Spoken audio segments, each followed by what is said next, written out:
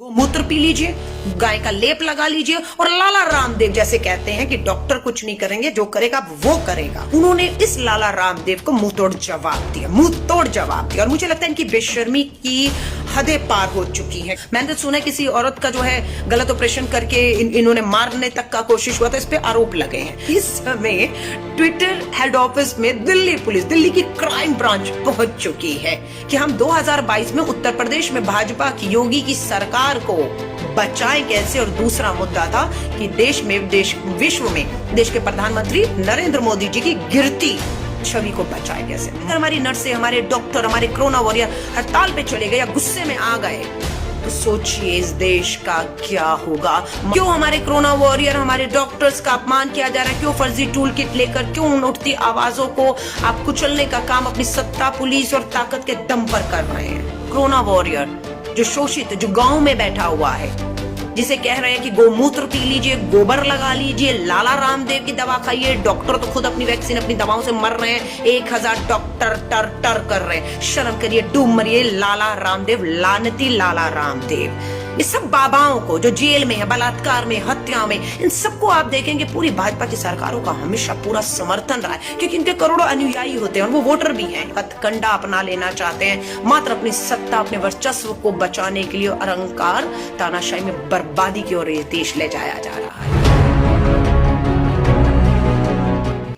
राजनीति में कहूं, मीडिया में कहूं, देश में कहूं, एक उथल पुथल मची हुई है।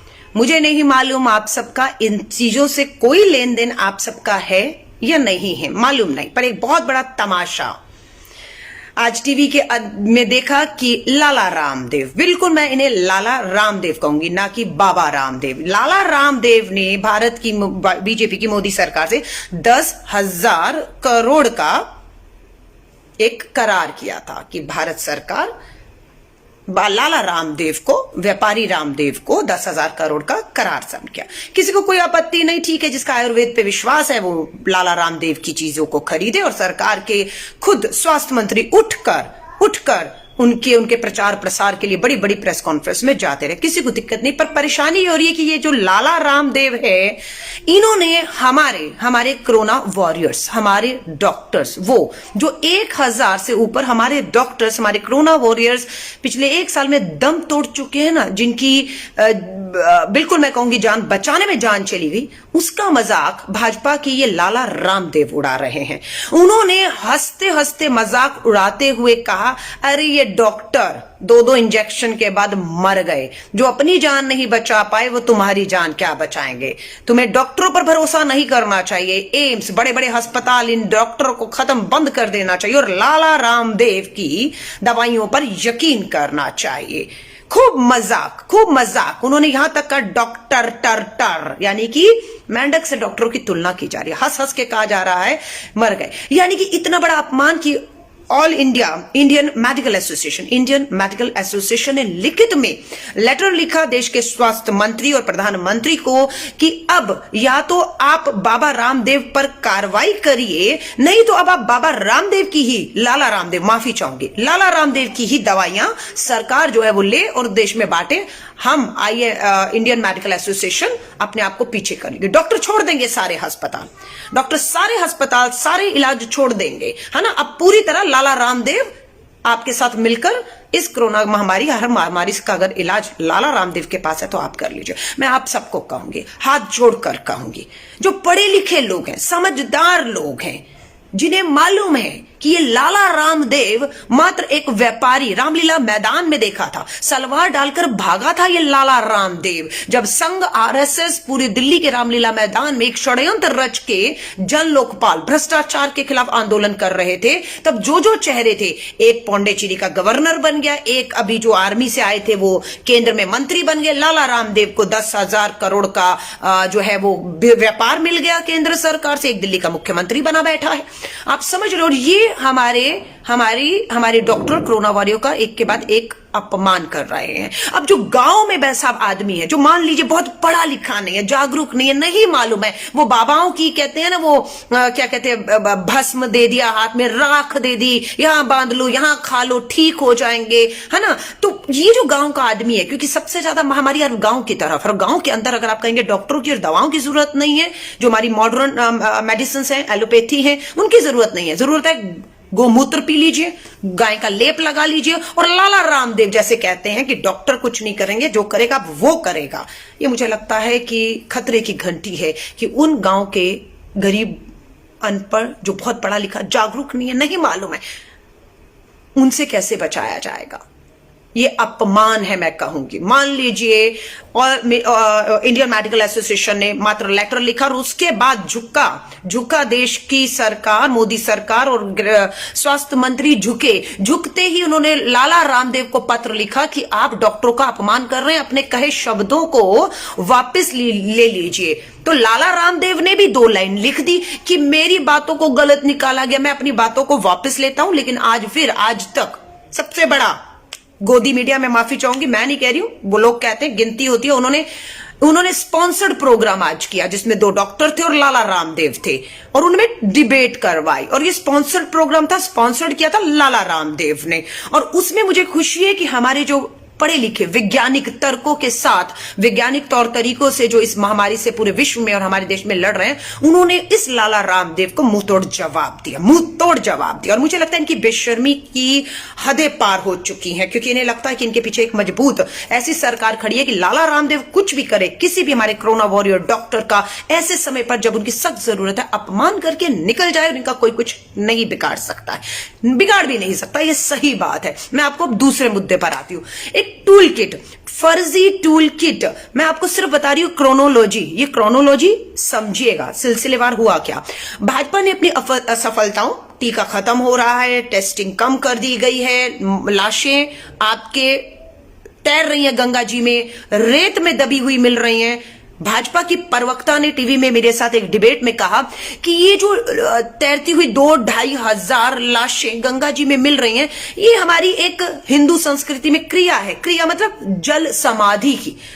70 सालों में मैंने तो या अपनी जिंदगी में कभी नहीं देखा कि एक ही जगह पर, एक ही समय पर 2-2.5 हजार लोग अपनी खुशी से जल समाधि ले रहे हों। यानी कि अपनी विफलताओं और मौत के आंकड़ों को, सच्चाई को छुपाने के लिए इतने ऐसे बेतुके तर्क। आप सहमत हैं? आप सहमत हैं भाजपा की इस प्रवक्ता और भाजपा की इस स्टेटमेंट से कि 2-2.5 हजार शव, रेत समाधि और जल समाधि उन्होंने लिया। किसी को कोरोना नहीं था, खुशी से, मर्जी से एक ही जगह, एक ही स्थान पर 2.5 हजार लोगों ने जल समाधि ले ली।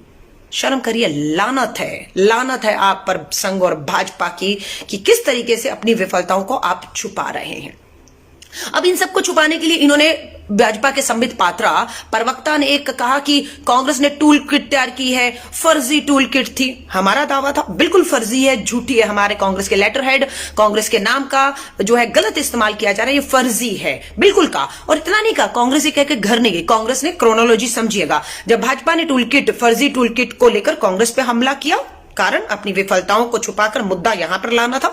हमने एफआईआर, दिल्ली पुलिस, ध्यान से सुनिएगा, दिल्ली पुलिस में हमने शिकायत दर्ज की।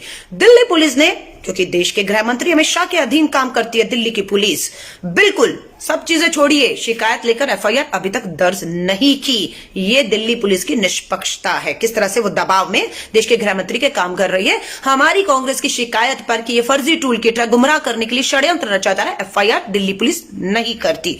एफआईआर कहां होती है? छत्तीसगढ़ में। छत्तीसगढ़ में हम सबूत देते हैं, उसकी पुलिस, छत्तीसगढ़ की पुलिस एफआईआर दर्ज करती है और वहां के पूर्व मुख्यमंत्री डॉक्टर रमन सिंह से पूछताछ भी शुरू करती है। और ये जो फर्जी डॉक्टर है ना, संबित पात्रा, इससे बुलाया जाता है वहां पर छत्तीसगढ़ की पुलिस के द्वारा नोटिस देकर।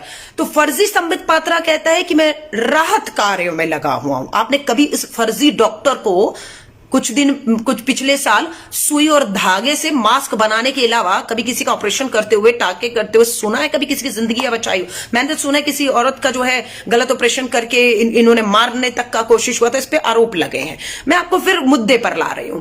अब छत्तीसगढ़ ने एफआईआर कर दी और कार्रवाई शुरू कर दी। अब दिल्ली पुलिस पे दोबारा आ जाइए। दिल्ली पुलिस ने कांग्रेस द्वारा दी हुई शिकायत पे एफआईआर नहीं की। उसके बाद हमने ट्विटर में भी शिकायत की। कांग्रेस ने ट्विटर को लिखित में कहा कि भाजपा के अध्यक्ष फर्जी डॉक्टर संबित पात्रा और स्मृति ईरानी जैसे नेता जो है इस फर्जी टूल किट को अपने ट्विटर हैंडल से फैलाकर गुमराह कर रहे हैं, षड्यंत्र रच रहे हैं, इसकी जांच हो। ट्विटर ने बिल्कुल इनसे सबूत मांगे कि आप वो लेटर, वो सब चीजें दीजिए जो आप शेयर कर रहे हैं। भाजपा, पूरी की पूरी भाजपा ट्विटर को वो सारे सबूत, पुख्ता सबूत मुहैया कराने में पूरी तरह फेल हो गई। और ट्विटर ने अपनी जो भी जांच की, उनकी तरीके, प्रक्रिया, उसमें पाया कि भाजपा का ये जो ट्विटर है या जो कागज है वो मैनुपुलेटेड मीडिया की श्रेणी में रखकर बड़े बड़े नेता हो, संबित पात्रा, स्मृति ईरानी, सबके ट्विटर में जो फर्जी टूल किट के कागज थे उसे मैनुपुलेटेड मीडिया बता दिया।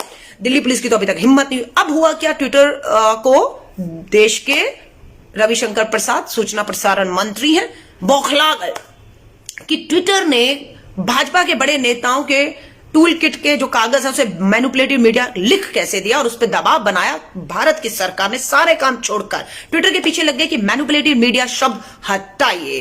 ट्विटर डरा नहीं, झुका नहीं, हटा नहीं पीछे। ट्विटर ने साफ कह दिया कि नहीं, मैंने अपनी जांच में इसे मैनिपुलेटेड पाया है, इसलिए मैं मैनिपुलेटेड लिख रहा हूं और मैं इससे हट नहीं रहा हूं। अब उसका नतीजा क्या हुआ कि आज दिल्ली पुलिस, जिसने कांग्रेस की शिकायत पर एफआईआर नहीं की थी, वही दिल्ली पुलिस जो अमित शाह जी के अधीन काम करती है, वो ट्विटर के दफ्तर पहुंच चुकी है। इस समय ट्विटर, कैसा लग रहा है सुनकर, इस समय ट्विटर हेड ऑफिस में दिल्ली पुलिस, दिल्ली की क्राइम ब्रांच पहुंच चुकी है।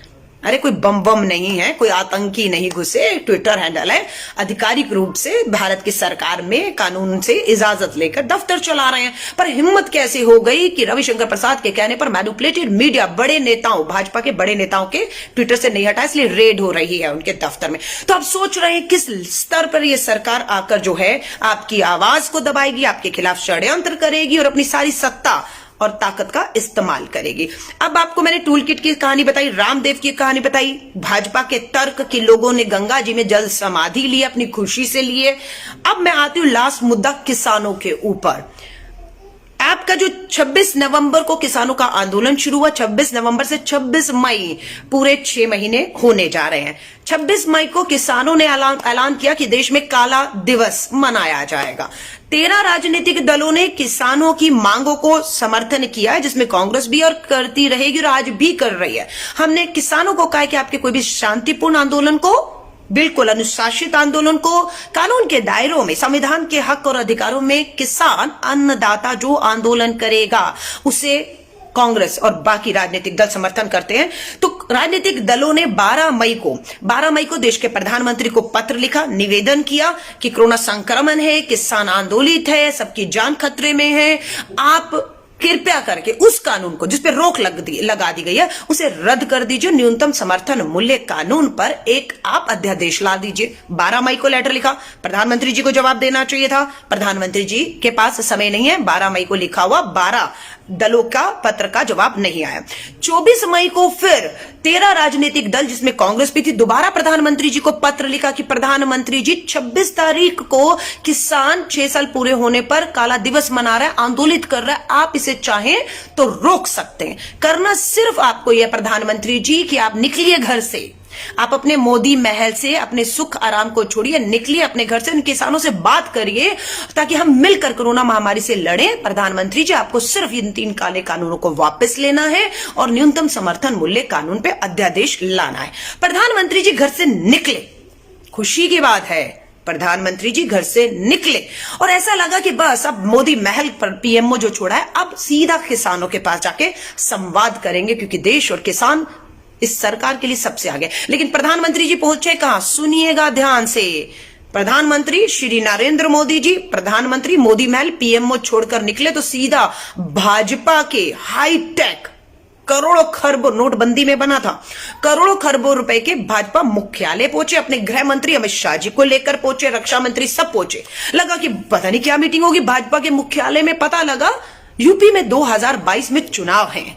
प्रधानमंत्री नरेंद्र मोदी जी, अमित शाह जी और देश की सरकार को चिंता है कि भाजपा, चिंता आपकी नहीं है, चिंता देश की नहीं, चिंता किसानों की नहीं, चिंता बेरोजगारी की नहीं, महंगाई की नहीं, गिरती अर्थव्यवस्था की नहीं, बढ़ती मौतों की नहीं, वैक्सीन खत्म हो रही, चिंता उसकी नहीं, प्रधानमंत्री जी को चिंता है जो अपना प्रधानमंत्री आवास से भाजपा मुख्यालय दिल्ली के अंदर जो है वहां पहुंचे और 2-2.5 घंटे मीटिंग की और यह विचार किया दो चीजें कि हम 2022 में उत्तर प्रदेश में भाजपा की योगी की सरकार को बचाएं कैसे, और दूसरा मुद्दा था कि विश्व में देश के प्रधानमंत्री नरेंद्र मोदी जी की गिरती छवि को बचाए कैसे। मात्र दो चीजों के ऊपर चर्चा करने के लिए प्रधानमंत्री जी अपने मोदी महल से बाहर निकले थे। प्राथमिकताएं देख रहे हैं देश के प्रधानमंत्री की। भाजपा के अध्यक्ष जेपी नड्डा इस मीटिंग को भाजपा मुख्यालय में करते, आपको और मुझे किसी को कोई आपत्ति नहीं हो सकती थी। अध्यक्ष हैं, बिल्कुल राजनीतिक मीटिंगें करें, लेकिन देश के प्रधानमंत्री, देश के रक्षा मंत्री, देश के गृह मंत्री सारे काम छोड़ के जब किसान आंदोलित है, आप समझ रहे हैं, जब मौतें बढ़ रही हैं, वैक्सीन खत्म हो रही है, इस तरह के षड्यंत्र करके कभी लाला रामदेव, कभी फर्जी टूल किट और कभी प्रधानमंत्री जी भाजपा मुख्यालय में जाकर 2022 की चिंता कि किस तरीके से उत्तराखंड की उनकी सरकार बचेगी, किस तरह से यूपी में उनकी सरकार बचेगी, किस तरह से 2022 में गोवा में उनकी सरकार बचेगी और किस तरह से वो अपनी सरकार को पंजाब में किसानों के खिलाफ एक षड्यंत्र करके सत्ता में आ सकते हैं। इसको लेकर प्रधानमंत्री जी ने गहन चिंतन किया और अपनी छवि को बचाने के लिए प्रधानमंत्री जी ने घंटों बैठक भाजपा के मुख्यालय में की। तय आप कीजिए, आपका देश, आपने वोट दिया, पूर्ण बहुमत एक नहीं दूसरी बार दिया। प्रधानमंत्री जी, एक तरफ 60 करोड़ किसान है, एक तरफ 130 करोड़ की जनता है जिसे वैक्सीन लगनी है, किसान आंदोलित है 6 महीने से, आप समझ रहे हैं। और यहां पर प्रधानमंत्री जी की प्राथमिकताएं, 26 मई को 6 महीने होंगे किसानों के, 26 मई को देश भर में किसानों ने काला दिवस मनाने का फैसला किया है। कांग्रेस और बाकी राजनीतिक दलों का शांतिपूर्ण अनुशासित रह के कानून के दायरे में और कोरोना प्रोटोकॉल का इस्तेमाल करते हुए हमारा है कि हम आपको समर्थन दे रहे हैं। तो एक तरफ देश किसान, दूसरी तरफ अकेले देश के प्रधानमंत्री, अकेले नहीं है, सर्वोच्च पद पर बैठे हुए हैं। 1 मिनट, एक फैसला उनका पूरे देश की तस्वीर को बदल सकता है, लेकिन उन्हें चिंता है अपनी छवि, अपनी सरकारों को बचाना और किसी तरह अपने पूंजीपति मित्रों का जो इंटरेस्ट है कि आपदा को भी अवसर में कैसे इनके 2 पूंजीपति मित्रों ने बदलकर एशिया के सबसे अमीर लोगों में 1 और 2 में अदानी और अंबानी की गिनती हो रही है। जब सब तालेबंदी था, सब हमारी जीडीपी माइनस, हमारी जीडीपी जो है, हमारी विकास दर -8.0 है, बेरोजगारी दर 10% से ऊपर है। आप समझ रहे हो, उस समय पर पूंजीपति मित्र प्रधानमंत्री जी के सबसे ज्यादा मुनाफे में नहीं है, एशिया में सबसे रिचेस्ट, सबसे अमीर लोगों में उनकी गिनती हो रही है। प्रधानमंत्री अभी भी चाहे तो 26 तारीख को जो देशव्यापी एक काला दिवस आंदोलन है, 48 घंटे हैं, आज 24 तारीख है, 25 और 26 तक भी चाहे प्रधानमंत्री जी तो एक ऐलान कर दे कि मैं तीनों काले कानून वापस लेकर अध्यादेश, ऑर्डिनेंस के माध्यम से न्यूनतम समर्थन मूल्य कानून ला रहा हूं। लेकिन प्रधानमंत्री जी खुद अपनी सत्ता, अपनी ताकत का इस्तेमाल अपने खिलाफ हो रही उस सब आवाजों के खिलाफ कर रहे हैं जिससे उन्हें लगता है उनकी छवि बिगड़ रही है। छोड़ रही हूं आपके साथ इन सभी मुद्दों के साथ। कैसे सुना, कैसे लेंगे, क्या समझ आ रहा है, क्या समझ नहीं आ रहा, क्या चल रहा है, क्या होना चाहिए था, क्या हो रहा है।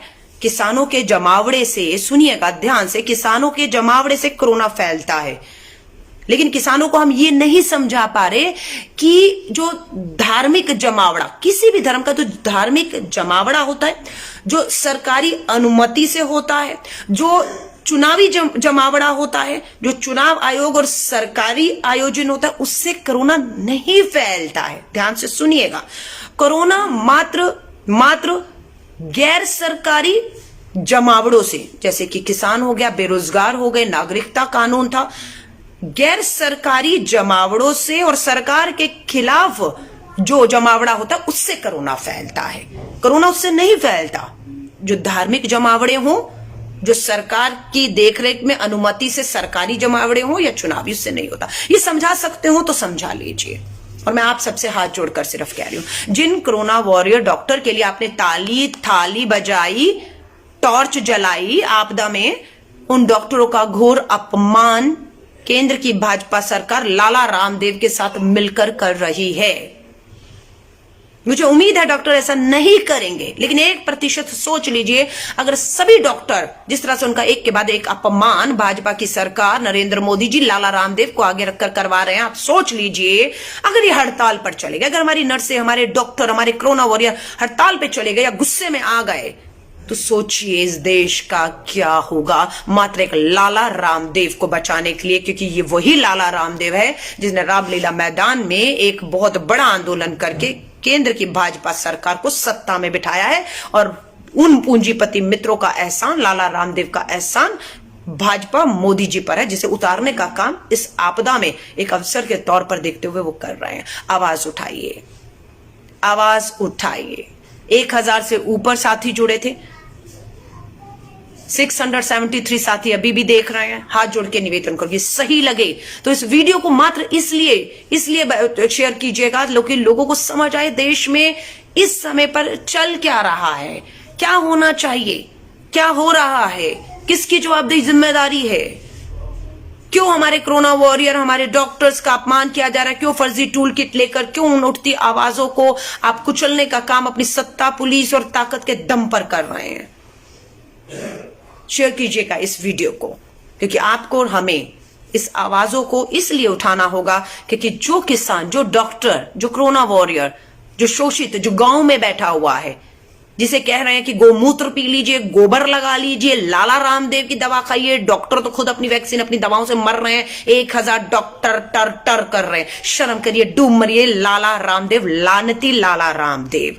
ये सब बाबाओं को जो जेल में है, बलात्कार में, हत्या में, इन सबको आप देखेंगे पूरी भाजपा की सरकारों का हमेशा पूरा समर्थन रहा है, क्योंकि इनके करोड़ों अनुयायी होते हैं और वो वोटर भी हैं इनके लिए, और उनका वोट नाराज हो गया तो ये सत्ता से बाहर न हो जाए। इसलिए इन सबके काले कारनामों को, इनकी काली जिस तरह से देश को बर्बाद करने की तरफ लाला रामदेव, हमारा एक बयान कांग्रेस का अगर कुछ इस तरह से हो जाता है तो पूरे टीवी चैनल उस पर डिबेट करते हैं कि कांग्रेस के फलाने नेता ने ये शब्द कह दिया, ये शब्द कह कैसे दिया, और यहां लाला रामदेव हमारे पूरे कोरोना वॉरियर्स, हमारे डॉक्टर्स का अपमान कर रहे हैं, के बाद एक कर रहे हैं।